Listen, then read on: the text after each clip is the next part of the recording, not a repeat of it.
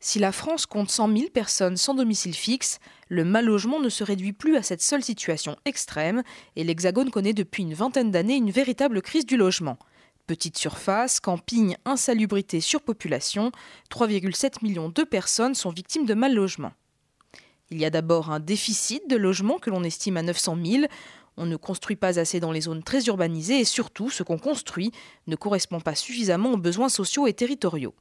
Alors que la qualité des logements et la surface disponible par personne progressent, les ressources des ménages ne suivent pas l'augmentation croissante des loyers. Aujourd'hui, ils dépensent en moyenne 25% de leur budget pour se loger contre 13% pour se nourrir. Le rôle de l'État, censé être garant de l'égalité territoriale, de la solidarité nationale et de la redistribution, est actuellement assez flou. D'un point de vue pratique, 20 ans d'accumulation législative ont créé un système illisible et une répartition des rôles confuse entre l'État et les collectivités locales. D'un point de vue politique, la conduite des politiques de logement cède progressivement aux pressions économiques qui poussent au retrait de l'État. Depuis une quinzaine d'années, différentes lois et réformes ont consisté à encourager l'accession à la propriété et des efforts ont été faits sur le logement social. Mais l'offre reste insuffisante et les politiques visant à soutenir la demande contribuent à faire monter les prix.